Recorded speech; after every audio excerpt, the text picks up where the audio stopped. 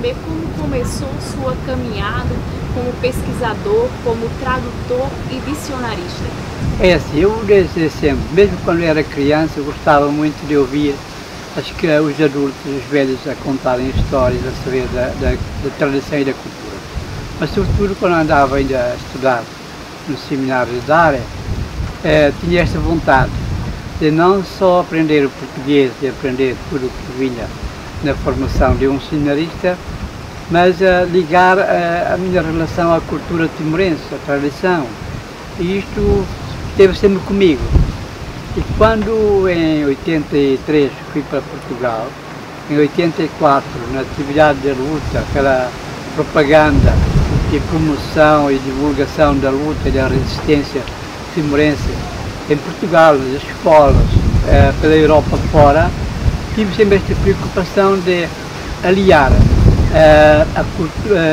a luta e a resistência com a cultura timorense. E este foi a minha vontade.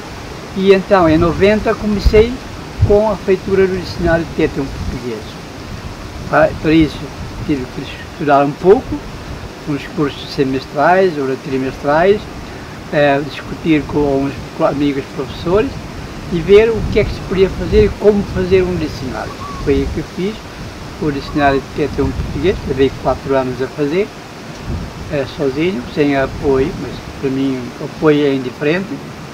Eu fiz tudo aquilo que era e trabalhei nisso e fui também investigando, lendo outros trabalhos sobre a cultura e comparando sempre aquilo que os portugueses escreviam sobre Timor, sobre a sua cultura, com aquilo que eu conheço da cultura timorense.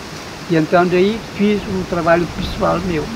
E quais as vantagens e desvantagens de pesquisar sobre Timor-Leste estando em Portugal? As vantagens é isso. As vantagens é que em Portugal eu podia encontrar livros, materiais de consulta dos antigos missionários, dos antigos militares que escreveram muito sobre Timor, em vários aspectos, quer sociais, quer antropológicos, quer políticos, quer culturais, sobretudo na recolha de lendas, contos, fábulas e adivinhas, tudo isso. E essa é a grande vantagem. E a desvantagem é não ter contato direto com a população para poder ver as suas ansiedades e as minhas dificuldades ou limitações, poder se perguntar a eles assim, por que isso e não de outra maneira.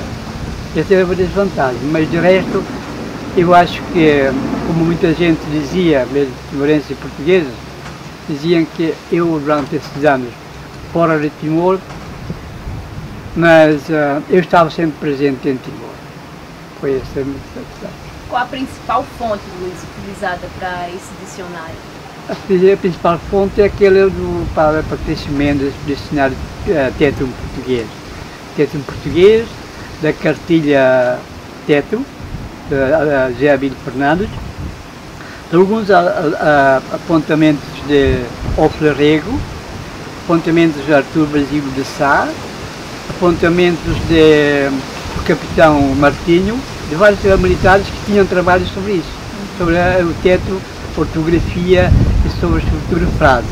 E eu aproveitei tudo e fiz a introdução, que é o trabalho, o dicionário de tétron português de Patrício Mendes, tinha quase 7.000 entradas. E o meu dicionário de tétron português tem 9.200 entradas. Portanto, desdobrei muitas palavras em entradas. A última vez que você havia estado em Timor-Leste foi em 2003. Como tem sido para você passar esses meses aqui? O que foi mais importante? Durante esses 4 meses, assim, o importante foi eu estar presente nesta comunidade, que em 2003 estive aqui durante um mês, mas sempre a trabalhar na Feira do Livro, porque não tive tempo de contactar as pessoas. E neste trabalho, e a importância desta presença aqui é que vim com o objetivo, fui contratado para fazer manuais da língua tétron, para ensinar o tétron, o ensino recorrente. Contactei com as produções que existem aqui em Timor, quer para o UNTL, quer para o Instituto Nacional de Linguística ou para a Infordep, ao recolher e ao analisar os textos, vi que os textos estavam fora da realidade contextual e fora da realidade da língua teto. Estavam muito coladas à língua portuguesa. E então falei com os responsáveis, e os responsáveis deram-me a liberdade de fazer o teto a meu gosto, como eu vejo que é melhor. Foi o que eu fiz. Foi um trabalho duro, bem muito duro. 4 meses fiz 4 manuais, cada manual de 50 páginas, com textos, exploração textual, exploração gramatical. Depois, o importante foi, durante esses 4 meses, trabalhar com os jovens recém-licenciados que estavam na equipa. Vi que eles tinham curso, tinham diploma, mas conheciam pouco de Timor.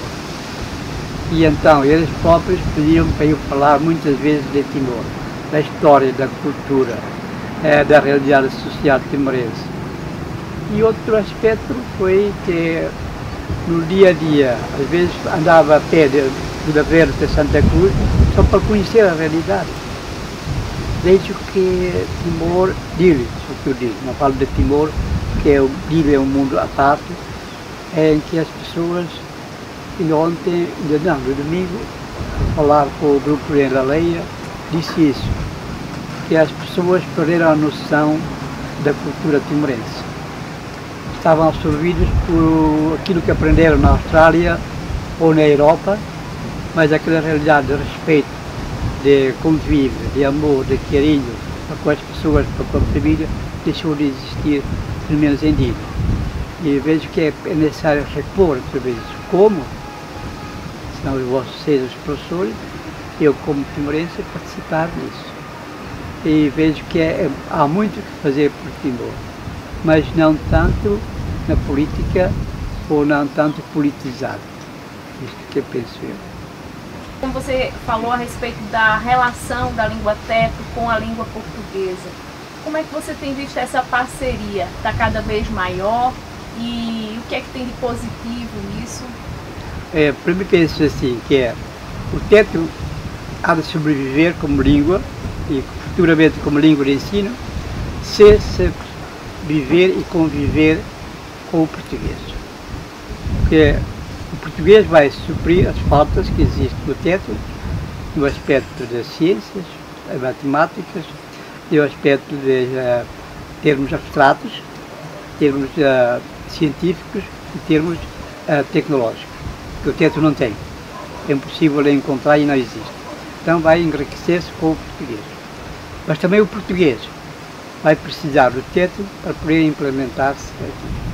Porque as pessoas, ao assumir o português no teto, têm que saber o significado do português, para poder compreender o uso da palavra.